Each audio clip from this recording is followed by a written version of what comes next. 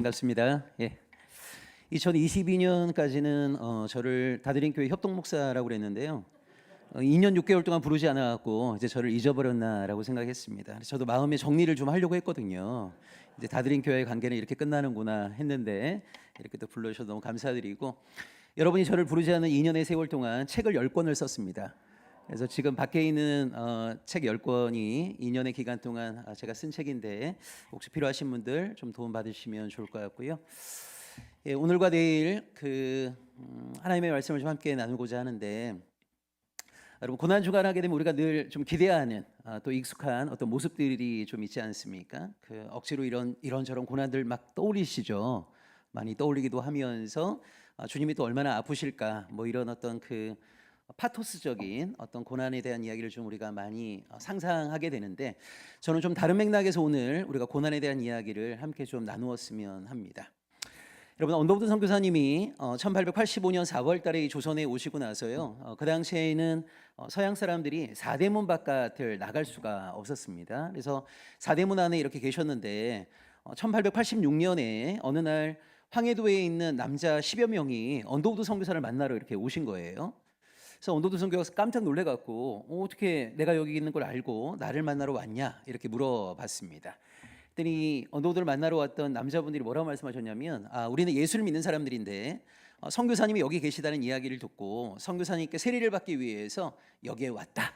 그러니까 이 세례를 받기 위해서 오랜 시간을 걸려갖고요 걸어오신 거예요. 그래서 언더우드가 깜짝 놀랐습니다. 왜 놀랐냐면 언더우드는 자신이 조선 땅에 제일 먼저 온 안수받은 선교사로 알고 있었거든요. 근데 자기들은 예수를 믿고 있으니 세례를 받기 원한다 이렇게 얘기하니까 언더우드 입장에서는 굉장히 놀랄 수밖에 없죠. 그래서 이 사람들이 뭔가 기독교 신앙에 대해서 뭔가 알고 있는가에 대한 기본적인 질문을 던졌는데 척척 대답을 하는 거예요. 자, 그럼에도 불구하고 언더우드 선교사님이 세례해 주는 것을 머뭇하니까 언더우드를 찾아왔던 이 남자들이 윗 저고리를 딱 풀었습니다. 그리고 옷을 벗고 등을 다 이렇게 돌렸는데요, 이 사람들의 등에 다 조그만 나무 십자가가 매달려 있는 거예요. 그래서 이 언더우드 선교사님이 이게 뭐냐 이렇게 물어봤습니다.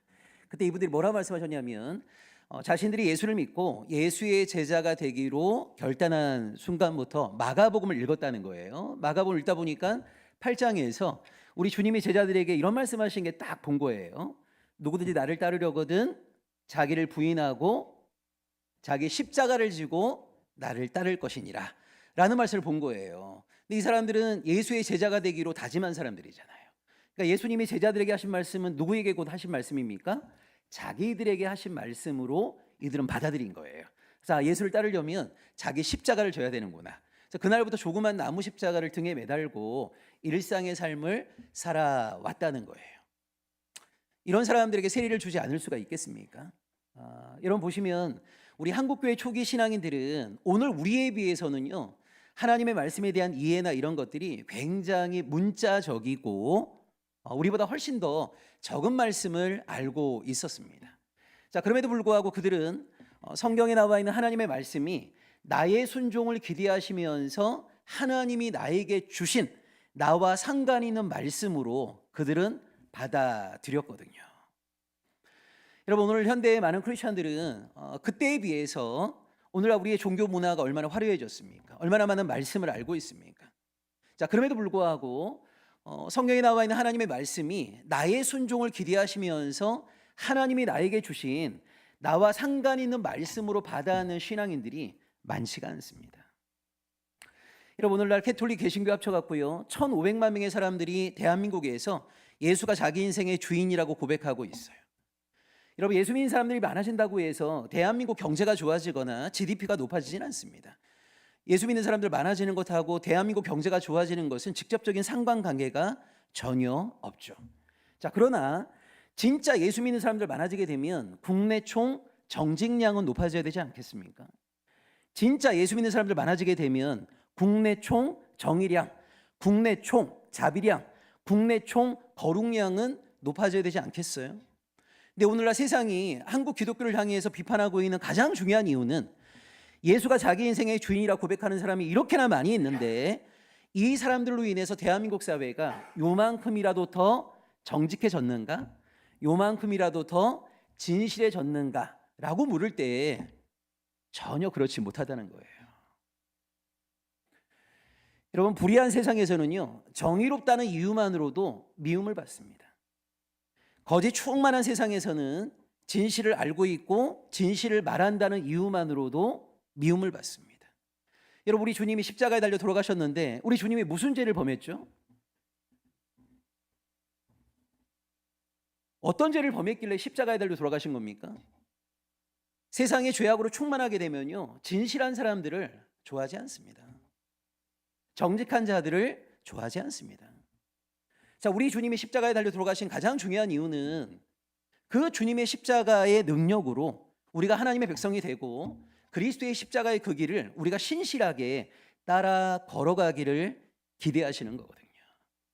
자, 주님이 우리에게 기대하시는 모습은 뭐겠습니까? 여전히 죄악으로 충만하고 불의한 이 땅 가운데서 하나님의 백성다운 정의로운 삶을 살아내는 거, 진실한 삶을 살아내는 거, 자비로운 삶을 살아내는 거, 거룩한 삶을 살아내는 거. 그 삶을 살아내는 과정 속에서 이기심과 탐욕과 죄악으로 충만한 이 땅에서 아무 이유 없이 고난을 받고 미움을 받고, 이걸 우리 주님은 우리에게 기대하시는 거예요. 그런 의미에서 이 고난 주간을 통해서 우리는 주님의 고난만 묵상할 것이 아니라 오늘날 우리가 주님의 제자로서 우리에게 부여된 그 고난의 길을 신실하게 걸어가고 있는가라고 하는 것을 좀 진중하게 성찰하고 돌아보는 것이 매우 중요하다라는 생각이 듭니다. 자, 오늘은 그런 맥락에서 시편 1편에 나와 있는 이 복 있는 자의 삶을 우리가 함께 신실하게 살아가기를 소망하는 마음으로 함께 이 본문의 말씀을 나누었으면 합니다. 여러분, 보통 종교가 어떻게 되세요? 이렇게 물어보게 되면 저는 기독교인입니다 라는 이야기를 많이 하는데요, 이 기독교라는 종교 안에는 크게 세 개의 그룹이 있습니다. 하나가 로마 캐톨릭이 있고요, 그 다음에 동방 정교회가 있고요, 그 다음에 캐톨릭의 개혁운동으로 나온 개신교가 있죠. 자, 예전에 여러분 로마 제국이 굉장히 광대했을 때 한 명의 황제가 이 광활한 로마 제국 전체를 다스릴 수가 없어갖고요, 로마 제국을 두 개로 나누었습니다. 서로마와 동로마로 나누었고, 이 서로마에 있던 교회를 우리는 서방교회, 동로마에 있던 교회를 동방교회 이렇게 부릅니다. 자, 이 서방교회가 바로 로마 캐톨릭이고요, 이 동방교회가 정교회인데, 지금 여러분 러시아하고 우크라이나가 정말 오랜 시간 동안 전쟁하고 있지 않습니까? 러시아, 우크라이나, 티르키예, 조지아, 아르메니아 다 동방 정교회이죠. 그 다음에 우리가 알고 있는 이 서방교회 로마 캐톨릭은 중세 천년의 기간 동안 유럽 사회를 지배했던 강력한 힘을 갖고 있었던 종교였습니다.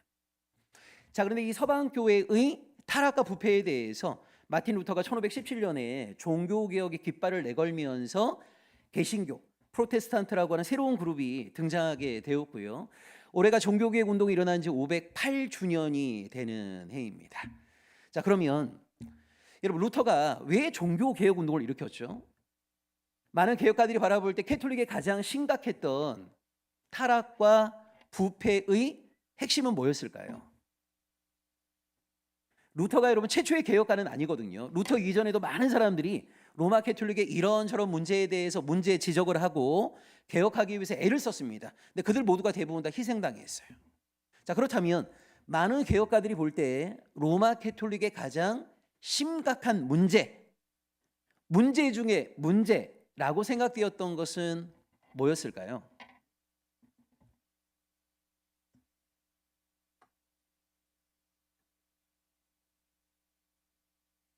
아까 우리 형제님이 건반하고 기타 치셨어요? 아니세요? 아니, 제가 태어나서 처음 봐갖고요, 건반 앞에서 기타를 두 개를 다셔 깜짝 놀랐습니다. 혹시 한번 얘기해 보시죠. 개혁가들이 생각할 때 로마 캐톨릭의 가장 심각한 문제라고 생각하는 게 혹시 뭐였을까요?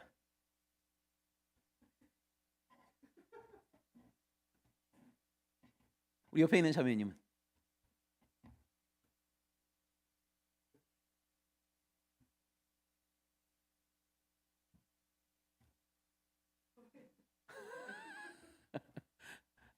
우리 뒤에 계신 분들 한번.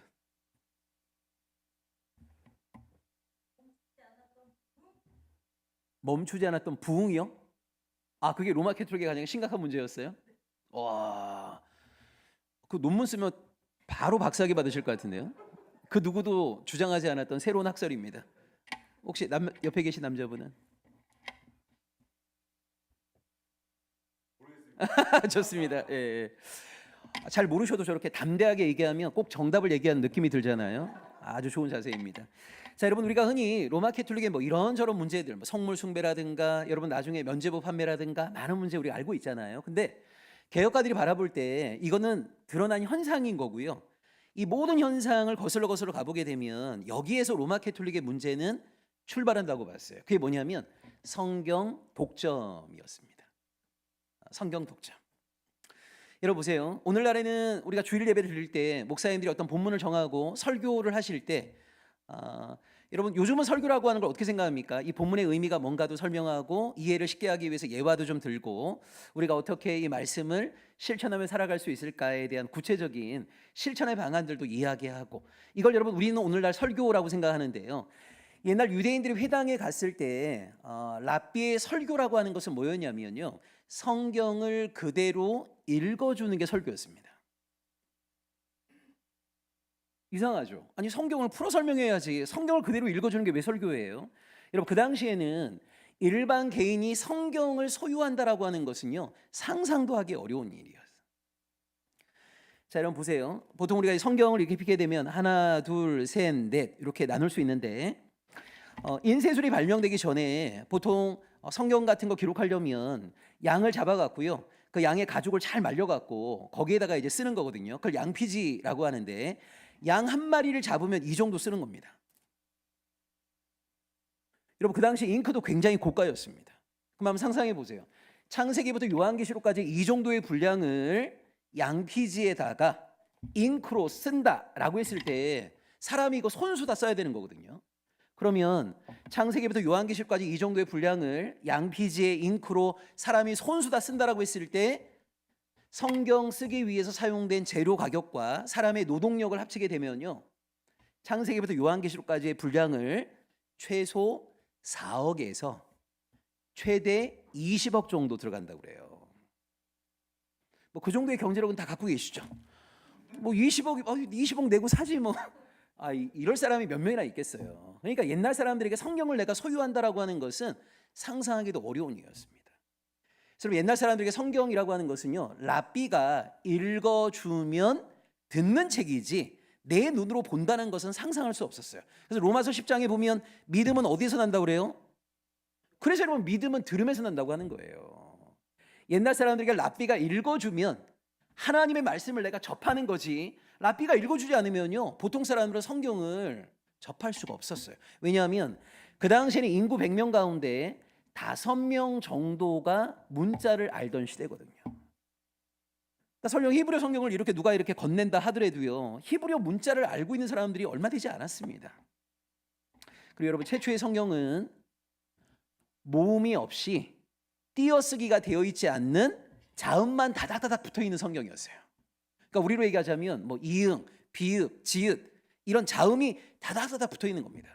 랍비라고 하는 말이 나의 선생님이란 말이거든요. 어떤 사람이 랍비로 인정을 받는 거냐면 자음이 다닥다닥 붙어 있는 성경책을 모음을 붙여갖고 잘 띄어 읽는 사람을 랍비라고 인정해 주는 거거든요.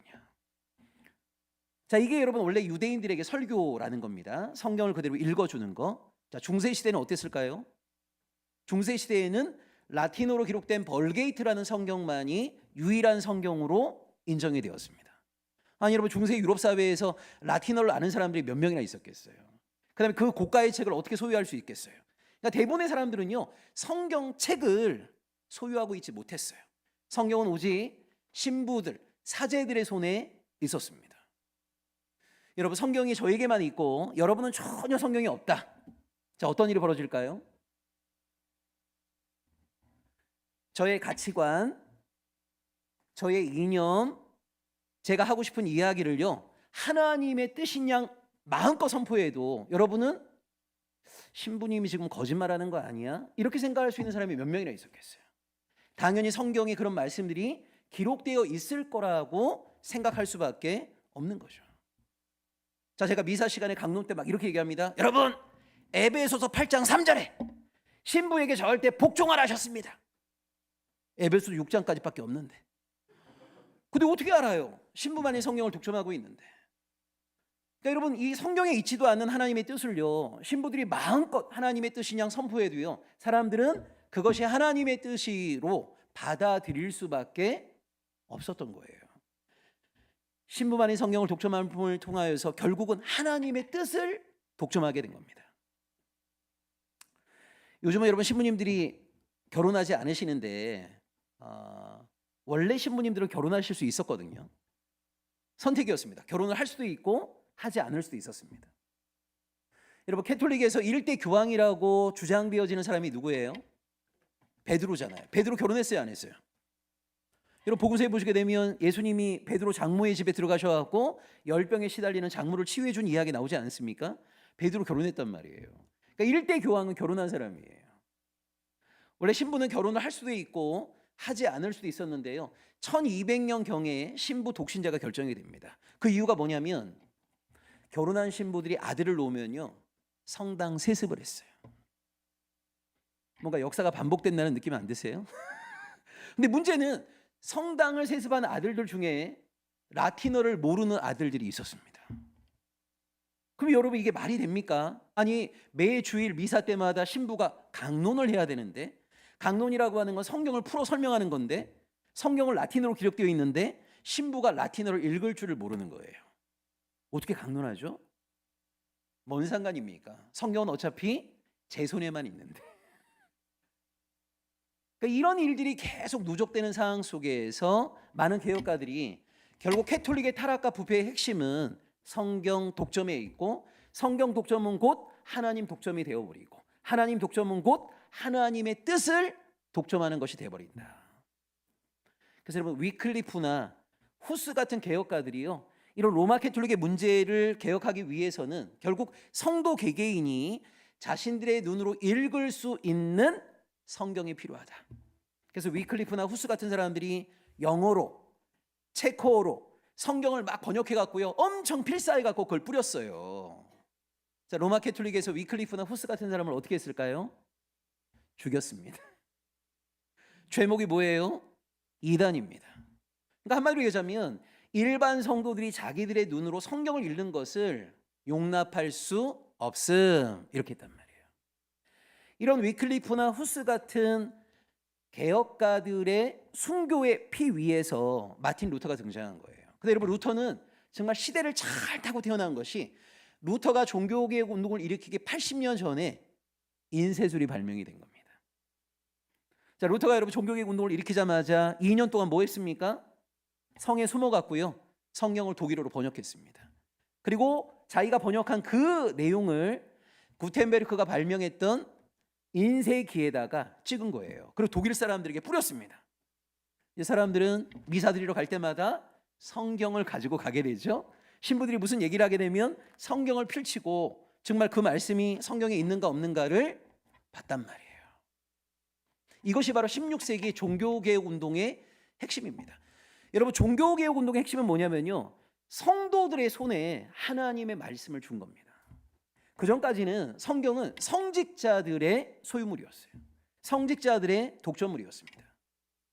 16세기 종교개혁 운동이 일어나자마자 나는 여전히 모든 것을 신부에게 의지하고 의존할 거야 라는 사람은 캐톨릭에 남게 된 거고요, 내 눈으로 말씀을 읽고 내 의지를 발동해서 말씀을 공부하는 일에 열심을 내는 사람들이 개신교인이 된 겁니다. 그래서 16세기 개신교인들을 뭐라 불렀냐면 그 책의 사람들, 이렇게 불렀어요. 누가 개신교인입니까? 자기의 눈으로 하나님의 말씀을 읽는 사람들이 개신교인이에요. 내 의지를 발동해 갖고요, 하나님의 말씀을 열심히 공부하는 일에 최선을 다하는 사람들이 개신교인입니다. 근데 너무나 안타까운 것이, 그 종교개혁 운동이 일어난 지 508주년이 지난 지금 개신교의 그 정체성이 더 강화되었는가, 발전했는가 라고 묻는다면요, 그렇지 못합니다. 교회를 30년 40년 다닌 분들도요, 오바다서가 무슨 내용인지, 유다서가 무슨 내용인지 전혀 모릅니다. 여러분, 오늘 한국교회 안에서 말씀에 대한 열정이 가장 큰 사람들은요, 우리가 이단이라고 하는 신천지예요. 매년마다 신천지가 10,000명에서 20,000명 정도가 수료식을 하는데 짧으면 6개월, 길면 1년의 기간 동안 매주 3번씩, 한 번에 3시간씩 6개월에서 1년 동안 성경을 공부해요. 그 공부가 끝나고 나면 시험을 봐갖고요, 80점 이상의 사람들이 수료식을 하는데 그 인원이 1년에 10,000명에서 20,000명 사이입니다. 아니, 우리가 이단이라고 하는 이 사람들도 이렇게 하나님의 말씀을 아는 일에 열심을 다하고 있는데, 그 책의 사람들이라고 하는 개신교가 시간이 지나면 지날수록 자신들의 중요한 정체성을 점점 상실하고 있다. 여러분, 그런 의미에서 우리 한국교회는요, 올해가 141주년이거든요. 한국교회는 전 세계 어느 교회도 존재하지 않는 굉장히 놀라운 특징이 몇 가지가 있습니다. 선교사님이 입국하기 전에 한국교회는 3가지가 있었어요.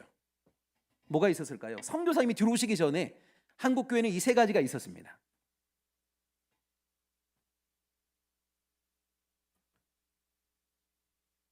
맞아요. 한글로 번역된 성경이 있었습니다. 그래서 여러분, 언더우드 선교사가 1885년 4월 5일 날 일본에서 재물 포항으로 들어올 때요, 언더우드 선교사의 가방 안에 이수정이라는 사람이 일본에서 번역했던 한글 마가복음 성경이 있었습니다. 아니, 여러분, 선교사님이 어느 지역에 복음 전하러 들어가는데 그 지역 사람이 이미 그 지역의 언어로 번역한 성경을 가방에 넣고 들어가는 경우는요, 전 세계 어느 나라 교회 역사에도 존재하지 않죠.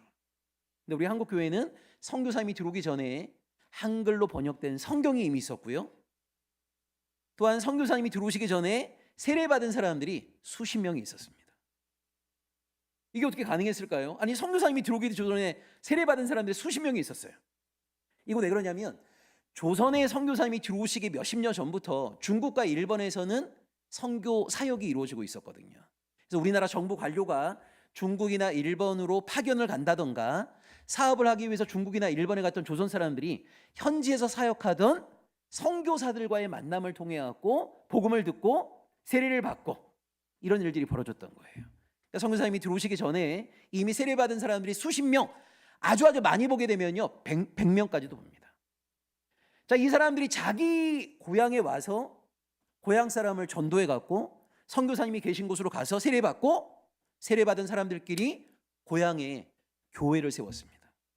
그래서 여러분, 우리 한국교회는요, 선교사님이 입국하기 전에 세례받은 사람도 수십 명이 있었고 한글로 번역된 성경도 있었고 우리 조선 사람들이 세운 자생적인 교회도 있었습니다. 신앙교 열심히 있는 거죠. 여기에 또 선교사님들의 열정과 헌신을 통해였고요, 조선교회가 급성장을 했어요. 자, 그런데 여러분, 초기 우리 한국교회의 역사를 보시게 되면 누가 세례받겠다고 오잖아요. 그럼 반드시 물어봤던 게 있습니다. 그게 뭐냐면 한글을 알고 있는 걸 물어봤어요. 아니, 내가 세례를 받겠다고 하는데 한글을 알고 있는지 모르는지 이게 왜 중요해요? 한글을 알고 있는가 물어보고, 한글을 모르는데요, 그러면 한글을 먼저 깨우치고 나서 세례를 받을 것을 권면했습니다. 그리고 교회에서 한글 교실을 많이 열었습니다. 아니, 여러분, 왜 내가 세례를 받겠다는데 한글을 알고 모르고가 중요해요? 한글을 알아야만이 말씀을 스스로 읽을 수 있잖아요.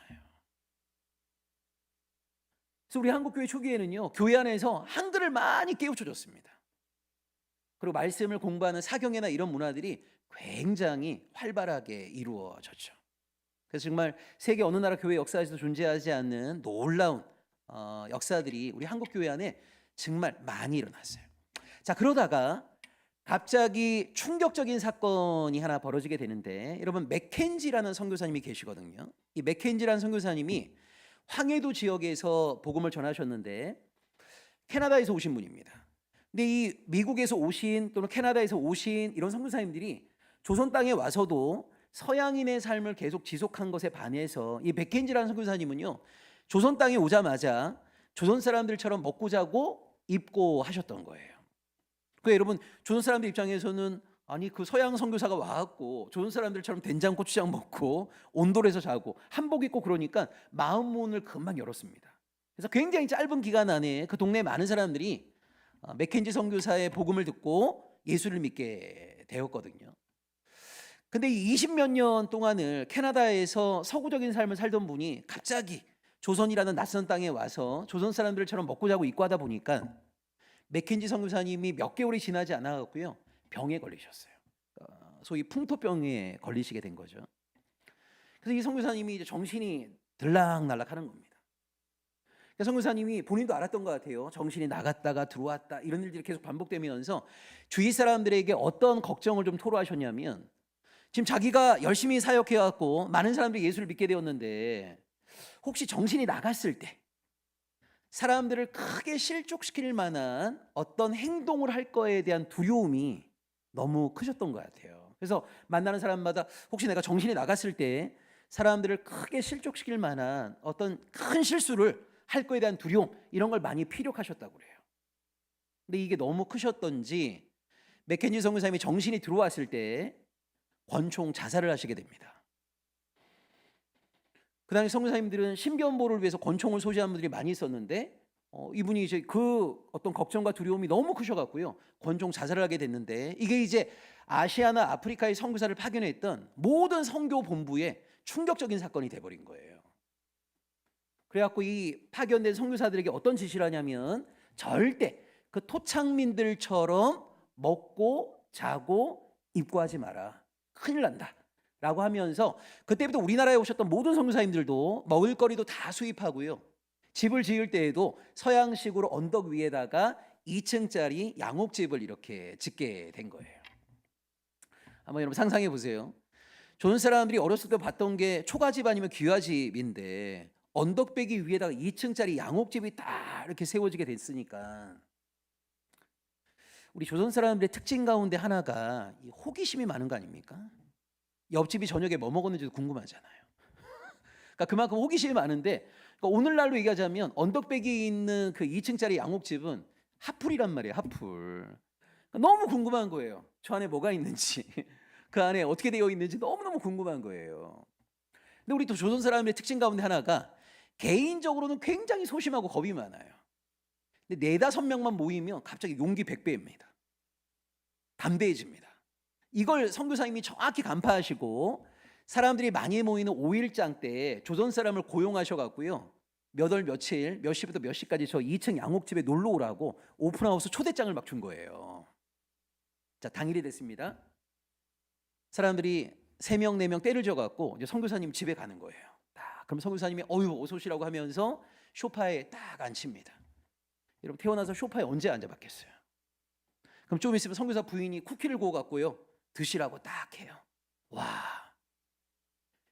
세상 처음 먹어본 맛 아니에요? 이게 여러분 만나죠, 만나. 출애굽한 이스라엘이 여러분 만나를 처음 먹었을 때 처음에 이슬인 줄 알았는데 먹어보니까 맛이 기가 막히거든요. 근데 한 번도 먹어본 적이 없는 맛이에요. 그러니까 서로를 쳐다보면서 뭐라고 한 거예요? 이게 뭐야? 만나의 뜻이 이게 뭐야 이거거든요. 그러니까 선교사 부인이 구워준 쿠키가 이 사람들에게 만나였던 것이고, 조금 지나면 선교사님이 전축에서 음악을 탁 틀어줘요. 그러니까 이 선교사 집안에서 경험하게 되는 모든 것들이 우리 조선 사람들이 볼 때는 정말 신천지인 거죠. 말 그대로 신천지. 그러니까 사람들이 막 눈이 휘동그레 있을 때 선교사님이 딱 한마디 말씀하시거든요. 예수 믿으면 이렇게 살 수 있습니다. 한마디 딱 해요. 그럼 여러분 그 다음 주일날 동네에 있는 모든 사람들이 교회 다 갑니다. 동네에 있는 모든 사람들이 교회 다 가요. 이런 식으로 여러분 우리 한국교회 초기에 사람들이 교회에 이렇게 오게 되었고 신앙생활을 하게 되면서 하나님이 어떤 분이시고 예수가 어떤 분이시고 이걸 배우게 된 거예요.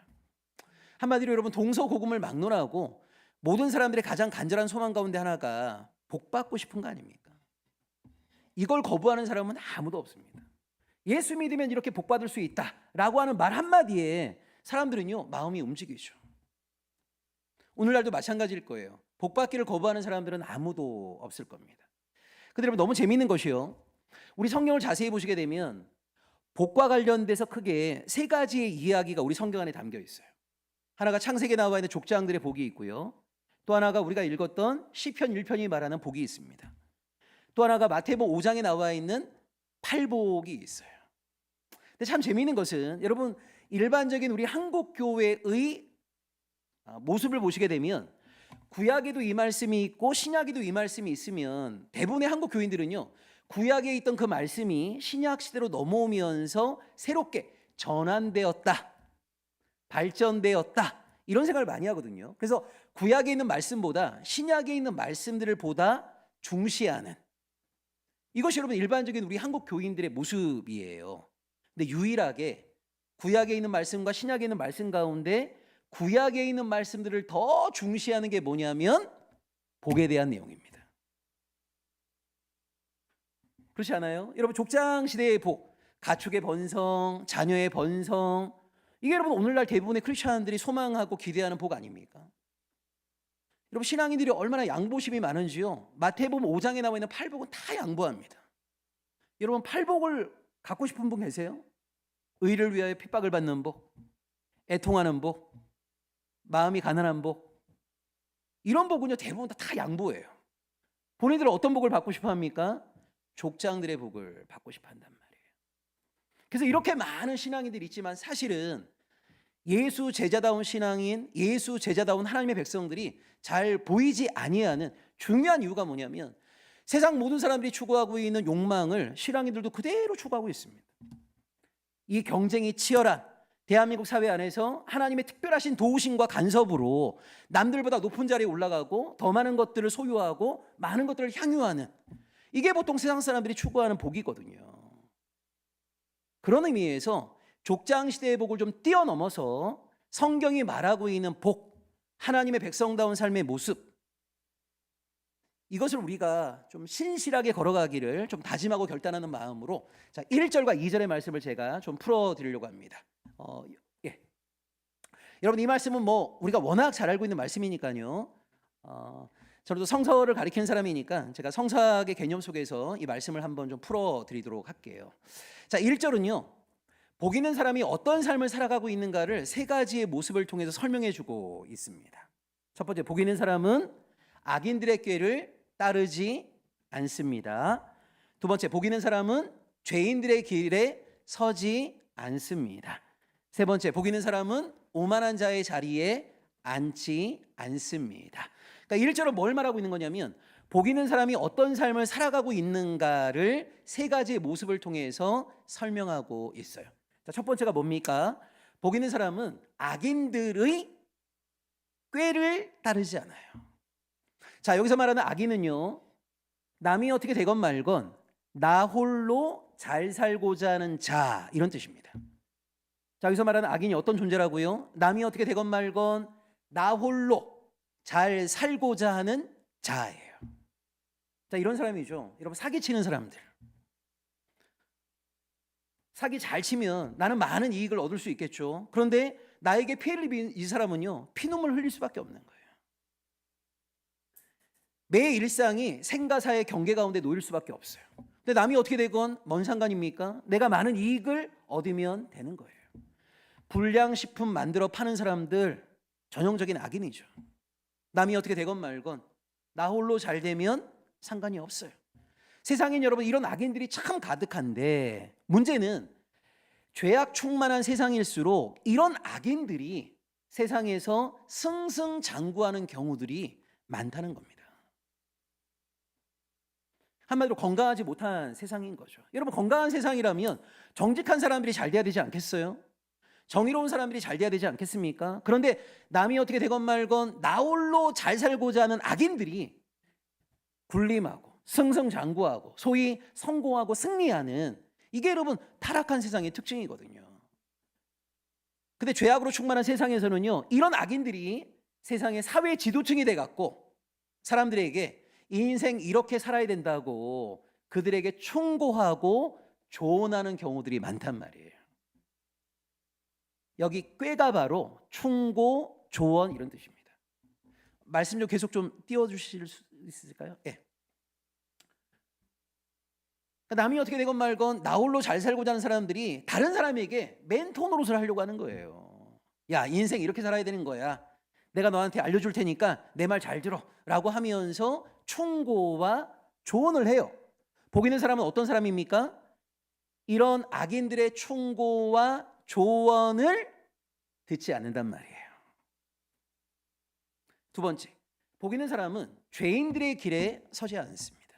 여러분 여기 죄인은 악인하고 의미가 좀 유사한데요, 공동체가 어떻게 되건 말건 나 홀로 잘 살고자 하는 자, 이런 뜻입니다. 여러분, 여기서 나와 있는 죄인 하면 딱 연상되는 게 바로 친일파 같은 사람들인 거죠.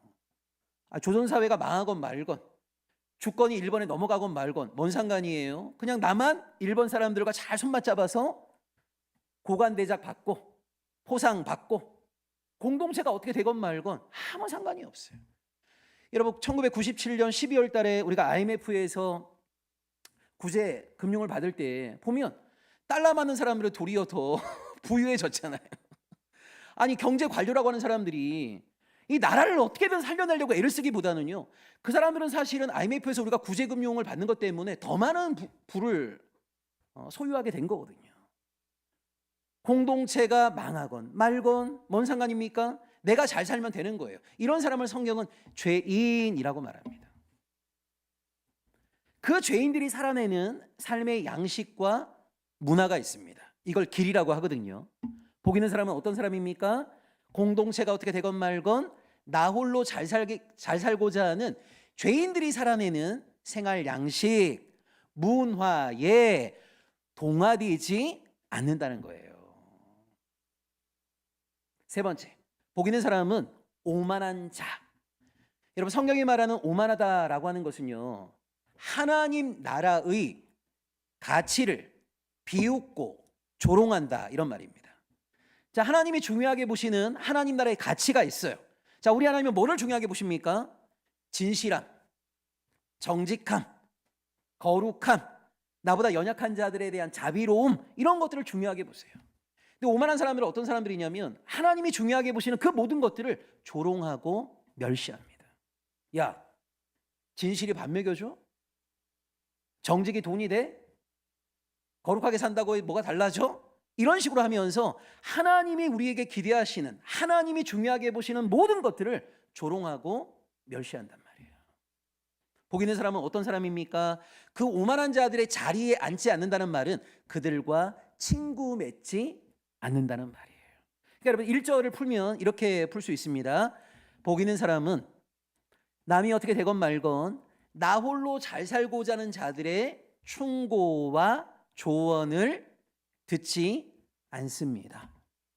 복 있는 사람은 공동체가 어떻게 되건 말건 나 홀로 잘 살고자 하는 자들이 살아내고 있는 생활 양식, 문화에 동화되지 않습니다. 복 있는 사람은 하나님 나라의 가치를 비웃고 조롱하는 자들과 친구 맺지 않습니다. 이게 바로 1절입니다. 그러니까 1절은 복 있는 사람이 어떤 삶을 살아가고 있는가라고 하는 것을 우리에게 알려주고 있고요. 2절로 넘어갈 때 우리 한글 번역에는 빠져 있는데요, 2절에 제일 먼저 나오는 게 뭐냐면 왜냐하면이에요. 그러니까 2절은 복 있는 사람이 1절 같은 삶을 살 수 있는 이유를 설명해 주고 있습니다.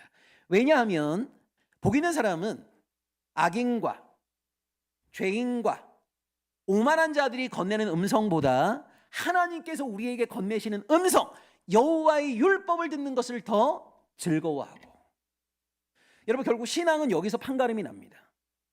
세상은 우리를 한시도 가만두지 않거든요. 세상은 끊임없이 우리를 전도하려고 해요. 이렇게 해야 된다고, 저렇게 해야 된다고.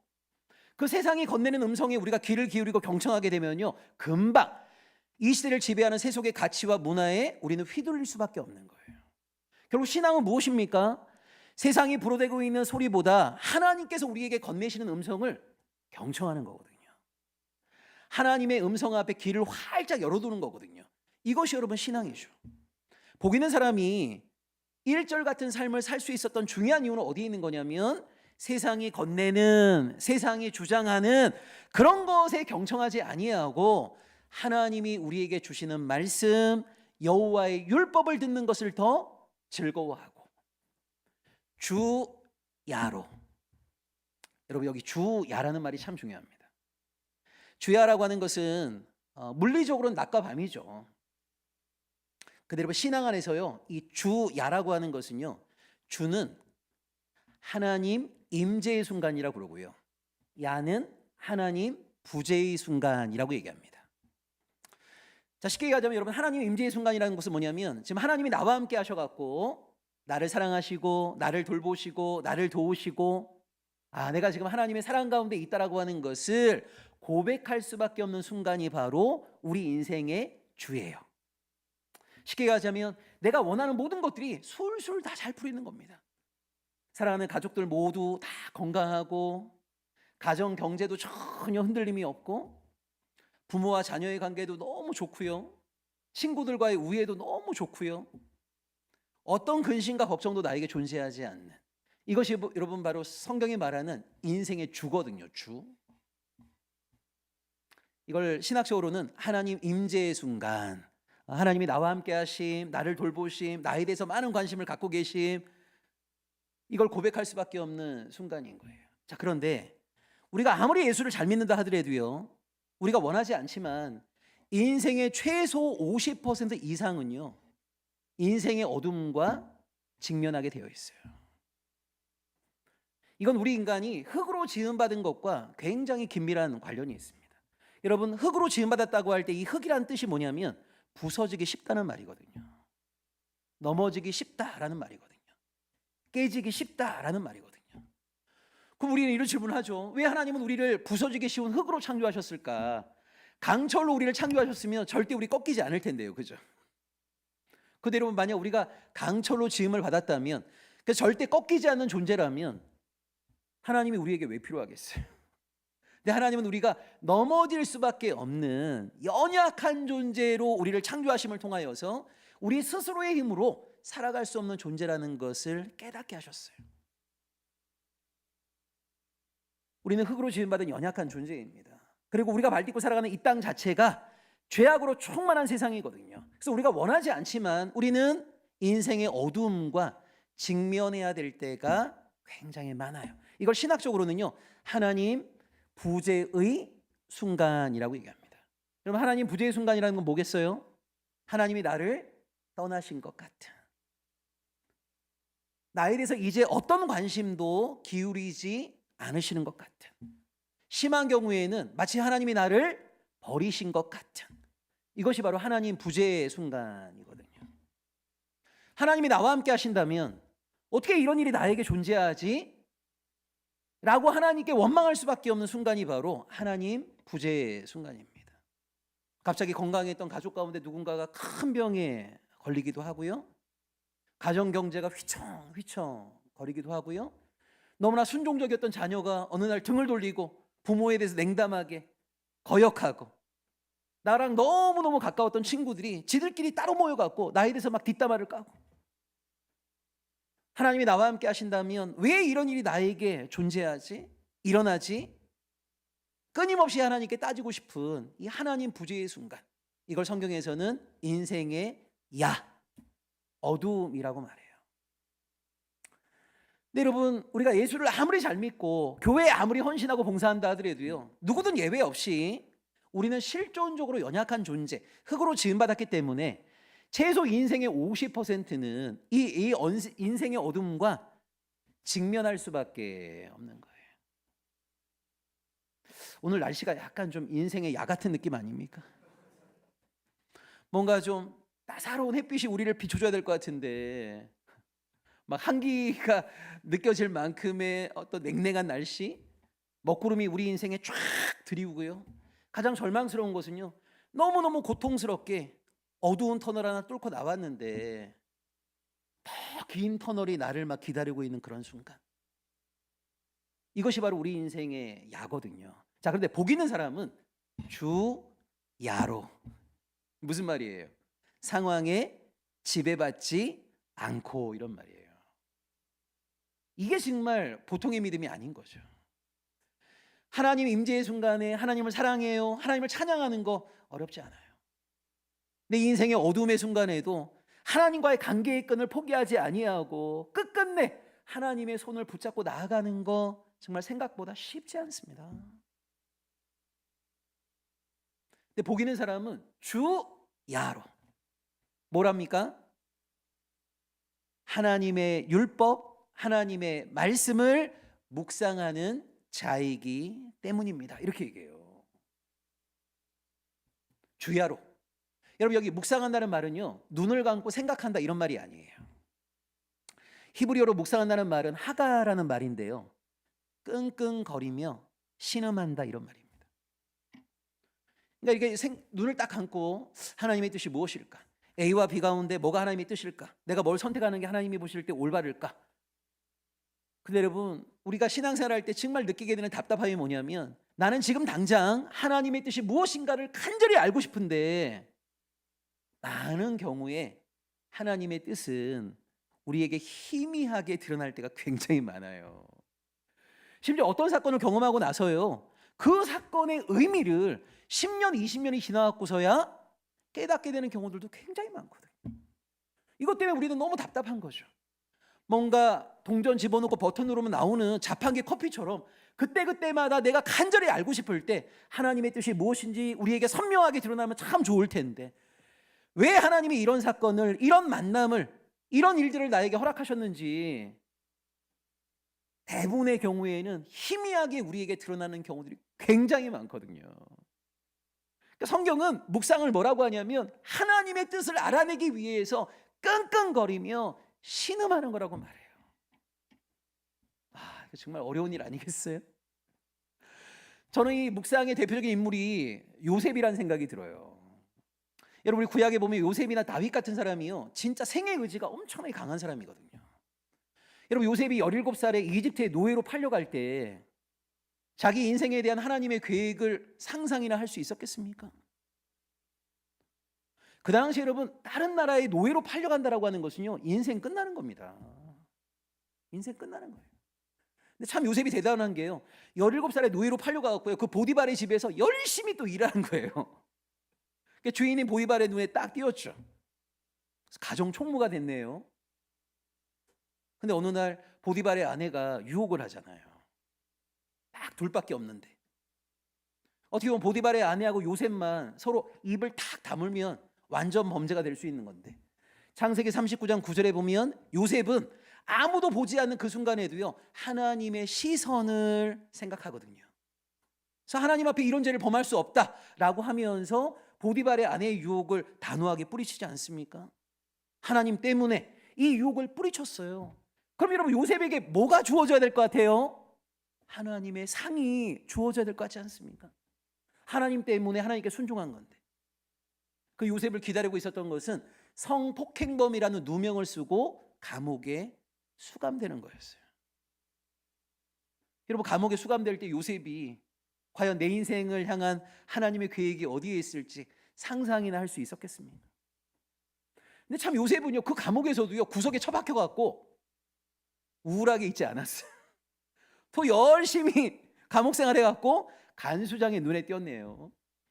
그리고 매일 아침마다 자기만 주목하지 아니하고 사람들의 낯빛을 살펴요, 이렇게. 그래서 얼굴빛이 좀 안 좋은 사람이 있으면 왜 그러신지 물어보고, 그래서 꿈의 몽도 해주고, 꿈의 몽 해주고 나서 복직되는 사람에게 뭘 부탁합니까? 당신이 복직되면 나를 꼭 좀 기억해달라고. 나 지금 억울하게 수감 생활하고 있는 거라고. 얼마나 기대를 많이 했겠어요. 야, 이 사람 복직하고 나면 나를 기대해 주겠지? 기억해 주겠지? 2년이 지나도록 새카맣게 요셉을 까먹어버렸네요. 정말 우리 같으면요, 절망의 연속 아닙니까? 근데 2년 후에 파라오가 꿈을 꾸고 그 파라오의 꿈을 애굽의 술사들이 해석해내지 못할 때 복직된 그 사람이 뒤늦게 요셉을 기억하면서 요셉이 30살에 애굽의 총리로 공적 무대에 데뷔하지 않아요. 17살에 이집트로 팔려가지 않았다면 30살에 이집트의 총리가 되는 것은 불가능하죠. 근데 여러분, 요셉이 17살에 이집트의 노예로 팔려갈 때, 이러다 내가 나중에 이집트의 총리 되는 거 아니야? 이런 상상을 할 수 있었겠냐고요. 전혀 할 수 없었을 겁니다. 그래서 여러분, 유대인들이 믿음을 뭐라고 하냐면 히브리어로 믿음을 에무나라고 하는데요, 이 믿음의 뜻이 뭐냐면 하나님의 뜻을 알 수 없는 그 순간에도 하나님에 대한 신뢰를 포기하지 않는 거라고 그래요. 저는 참 그 믿음의 정의를 기가 막히게 잘했다는 생각이 들어요. 하나님의 뜻을 알 수 없는 그 순간, 사실 진짜 많죠. 그 하나님의 뜻을 알 수 없는 그 순간에도 하나님에 대한 신뢰를 포기하지 않는 것, 그걸 유대인들은 믿음이라고 하거든요. 요셉에게는 그런 믿음이 있었어요. 어떻게 보면 요셉의 인생은 17살 때부터 계속 인생의 어두움의 연속이었는데, 그러나 요셉은 그 인생의 어둠 속에서도 하나님과의 관계를 포기하지 않았어요. 모세도 여러분 생각해 보세요. 모세가 40세까지는 이집트 궁정에서 생활하지 않았습니까? 근데 이집트 군인을 죽인 일로 미디안으로 망명하게 됐단 말이에요. 그 이집트 궁정에서 왕자로 지냈던 모세가 미디안 땅에서는요 40년 동안 양을 쳤어요. 그때 모세가 자기 인생을 향한 하나님의 계획을 상상이나 할 수 있었겠냐고요. 근데 40년 동안 양을 쳤던 모세가 결국 80세에 출애굽의 지도자로 부름을 받거든요. 여러분 보세요. 왜 많고 많은 사람 가운데 모세가 출애굽의 지도자로 부름을 받았을까요? 이유가 있습니다. 첫째, 모세가 40세에 출애굽을 해본 경험이 있잖아요. 모세가 40세에 먼저 출애굽을 해본 거예요. 출애굽의 경험이 있는 모세가 출애굽의 지도자가 된 거죠. 그리고 40년 동안 모세가 뭐 했습니까? 너무나 고집스러운 양을 40년 동안 유목했잖아요. 여러분, 우리는 그 양의 털 색깔 때문에 양을 굉장히 온순하다고 생각을 하는데, 양은 초식 동물 가운데 가장 고집스러운. 그래서 옛날부터 유목민들은요 양만 절대 키우지 않습니다. 양 3마리, 염소 1마리 1대3의 비율로 염소하고 양을 함께 키워요. 왜냐하면 양은 웬만하면 움직이지 않으려고 그러고요, 염소는 항상 움직이려고 합니다.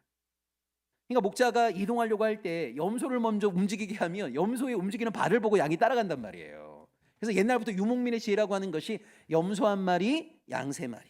그래서 사무엘상 25장에 보면 갈멜의 부자 나발이라는 사람이 등장하는데요, 그 나발이라는 사람이 소유한 짐승을 보면 염소 1000마리, 양 3000마리 이렇게 돼 있어요. 그러니까 와, 진짜 옛날부터 유목민의 지혜라는 게 있었구나라는 걸 우리가 알 수가 있어요. 그 고집스러운 양을 모세가 40년을 친 겁니다. 제가 볼 때 모세가 처음 여러분 양을 쳤을 때요, 가라고 하는데 양은 계속 안 가잖아요. 우리 모세가 원펀치의 소유자거든요. 제가 볼 때 초반에 양 몇 마리 죽었을 것 같아요. 그 40년 동안 고집스러운 양을 쳤던 모세가 양만큼이나 고집스러운 이스라엘 백성들을 40년 동안 인도하게 된 거거든요. 그러니까 그때는 전혀 알 수 없지만 결국 그 40년간의 유목 생활이요, 40년간 고집스러운 이스라엘을 인도할 수 있는 훈련의 시간이 된 거죠. 그때는 하나님의 뜻을 알 수가 없어요. 그럼에도 불구하고 모세도, 요셉도, 그리고 사무엘상에 나와 있는 다윗도 하나님의 뜻을 알 수 없는 인생의 어둠 속에서도 하나님과의 관계, 하나님에 대한 신뢰를 포기하지 않았거든요. 이걸 성경은 최고의 복 있는 자의 모습이라고 그래요. 그러니까 세상이 생각하는 복이랑은 굉장히 다릅니다. 세상은 많은 것들을 소유하는 거, 많은 것들을 누리고 향유하는 거, 높은 자리에 올라가는 거, 군림하는 거, 이런 걸 세상은 복이라고 말하지만 성경이 말하는 최고의 복은 언제 어떠한 상황에서건 하나님과의 관계가 단절되지 아니함, 언제 어떤 상황에서건 하나님과 신실한 동행을 이어감, 하나님의 통치 안에 거하기 위해서 애쓰고 분투함, 이걸 성경은 최고의 복이라고 말해요. 여러분 어떠세요? 이런 복을 갖고 싶으십니까? 보세요, 아멘 소리가 거의 안 나오잖아요. 우리는 여전히 족장 시대의 복에 머물러 있어요. 근데 제가 볼 때 시편 1편이 말하는 이 복을 우리가 향유하려면요, 우리는 원치 않지만 많은 고난 가운데 우리가 놓이게 될 가능성이 굉장히 많습니다.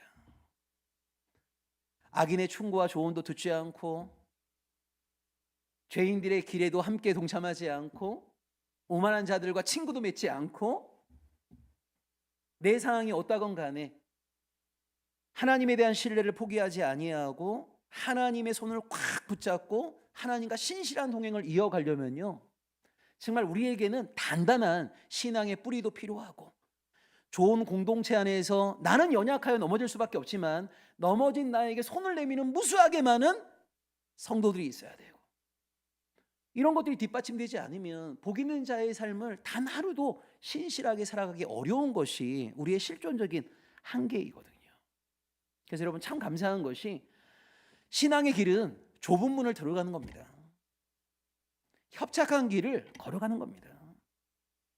여러분, 현실 기독교는요, 이 좁은 문과 협착한 길을요, 넓은 문과 아스팔트 도로로 다 바꿔놨어요. 그래서 많은 사람들이 고난은 예수가 다 짊어지고 우리는 탄탄대로만 걸어가면 되는 것처럼 생각하지만 여러분, 그렇지 않습니다.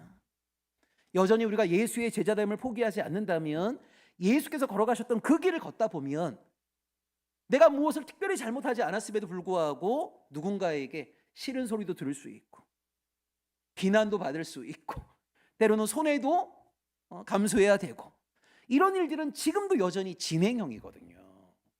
결국 이 상황에서 매일 매순간마다 하나님의 백성, 예수의 제자됨, 이것을 선택해야 되는 것이 참된 신앙인의 운명적인, 저는 결단이라는 생각이 들고, 그 운명적인 결단의 여정 속에서 우리가 경험하게 되는 고난, 그것을 감사하게, 때로는 인내하면서 이어나갈 수 있는 힘, 그것을 홀로 하지 아니하고 좋은 지체들과 함께 할 수 있도록 하나님께서 우리를 또 공동체로 불러주셨음을 기억하시면서 하나님의 사람으로서의 복 있는 자의 삶을 힘있게 살아가는 우리 모두가 되었으면 좋겠습니다. 설교를 마무리하면서 1절과 2절을 다시 한번 풀어 설명해 드리도록 하겠습니다. 복 있는 사람은 남이 어떻게 되건 말건 나 홀로 잘 살고자 하는 자들의 충고와 조언을 듣지 않습니다. 복 있는 사람은 공동체가 어떻게 되건 말건 나 홀로 잘 살고자 하는 죄인들이 살아내는 삶의 양식, 문화에 동참하거나 동화되지 않습니다. 복 있는 사람은 하나님이 중요하게 생각하시는 하나님 나라의 가치를 비웃고 조롱하는 자들과 친구 맺지 않습니다. 왜냐하면 복 있는 사람은 악인과 죄인과 오만한 자들이 건네는 음성보다 하나님께서 우리에게 건네시는 음성, 여호와의 율법을 듣는 것을 더 즐거워하고, 인생이 술술 잘 풀릴 때건 내 인생의 모든 것들이 가로막힐 때건 상황에 지배받지 아니하고 하나님의 뜻이 무엇인가를 끙끙거리며 신음하며 붙잡고 살아가는 자이기 때문입니다. 기도하겠습니다. 주님, 당신의 제자로 힘있게 살아가고 싶지만 우리의 지혜와 우리의 능력과 우리의 용기가 참으로 미약하여서 우리의 결단에 미치지 못하는 우리의 삶을 볼 때마다 우리 스스로 탄식하게 됩니다. 하나님, 고난주간을 맞이하여서 주님의 고난만을 묵상할 것이 아니라 고난받으신 예수의 그 길을 우리가 오늘 이 시대 가운데 얼마나 신실하게 걸어가고 있는가를 돌아보기를 원합니다. 주님, 여전히 우리에겐 용기가 부족하고 의지가 박약합니다. 무엇보다 하나님이 원하시는 그 삶의 환희를 아직까지 우리는 경험해 보지 못했습니다. 우리는 너무나 연약하지만 하나님께서 좋은 이들을 만나게 하셨사오니 서로의 손을 꼭 붙잡고 하나님이 기대하시는 하나님 나라의 백성, 예수의 제자됨의 길을 신실하게 걸어가기를 소망합니다. 성령 하나님, 우리를 도와주옵소서. 예수 그리스도의 이름으로 기도합니다. 아멘.